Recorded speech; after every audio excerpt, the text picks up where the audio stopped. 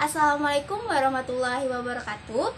Perkenalkan, kami dari kelompok 1 yang beranggotakan saya sendiri Nur Hasanah, NPM 30620560003. Saya Nia Juliani, NPM 3062056009. Saya Lika Nurjanah, NPM 3062056293. Dan saya Albainah, NPM 3062056014. Kami dari kelas 12 pagi, program studi pendidikan guru sekolah dasar STKIP PGRI Banjarmasin.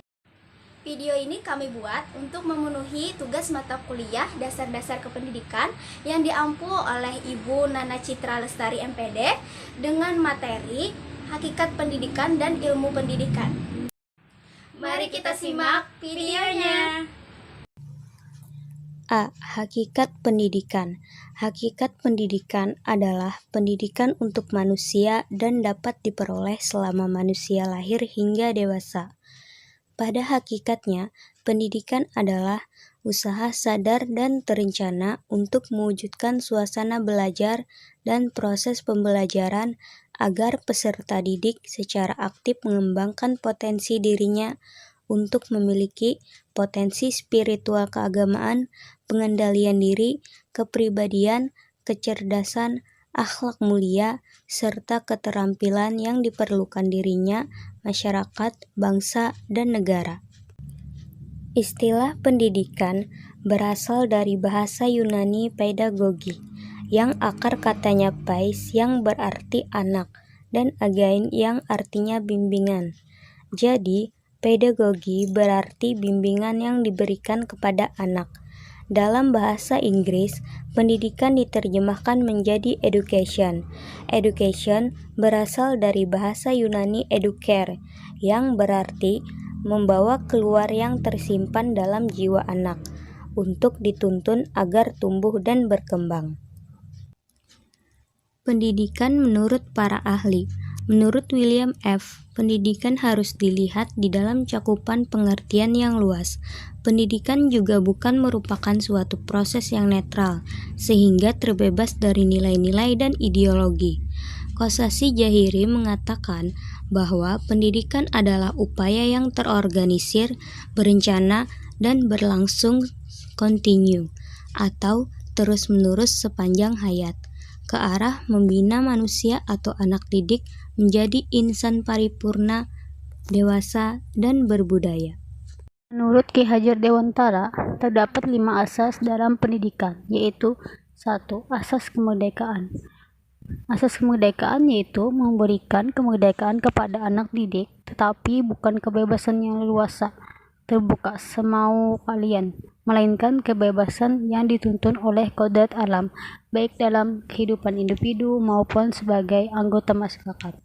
Kedua, asas kodrat alam, yaitu pada dasarnya manusia itu sebagai makhluk yang menjadi satu dengan kodrat alam, tidak lepas dari aturan main sunatullah. Tiap orang diberi keleluasaan, dibiarkan dibimbing untuk berkembang secara wajar menurut kodratnya. Ketiga, asas kebudayaan, yaitu berakar dari kebudayaan bangsa, namun mengikuti kebudayaan luar yang telah maju sesuai dengan zaman. Kemajuan dunia terus diikuti, namun kebudayaan sendiri tetap menjadi acuan utama, yaitu jati diri kita. Ketiga, asas kebangsaan, yaitu membina kesatuan kebangsaan, perasaan satu dalam suka dan duka, perjuangan bangsa dengan tetap menghargai bangsa lain, menciptakan keserasian dengan bangsa lain. Ketiga, asas kemanusiaan, yaitu mendidik anak menjadi manusia yang manusiawi sesuai dengan kodrat sebagai makhluk Tuhan. Berdasarkan Undang-Undang Sisdiknas Nomor 20 Tahun 2003 Bab 1, bahwa pendidikan adalah usaha dasar dan terencana untuk mewujudkan suasana belajar dan proses pembelajaran agar peserta didik secara aktif mengembangkan potensi dirinya untuk memiliki kekuatan spiritual keagamaan, pengendalian diri, kepribadian, kecerdasan, akhlak mulia, serta keterampilan yang diperlukan dirinya, masyarakat, bangsa, dan negara. Pendidikan merupakan salah satu kebutuhan pokok dalam kehidupan manusia yang berpikir bagaimana menjalani kehidupan dunia ini dalam rangka mempertahankan hidup dalam hidup dan penghidupan manusia yang mengemban tugas dari Sang Kholik untuk beribadah. B. Hakikat ilmu pendidikan.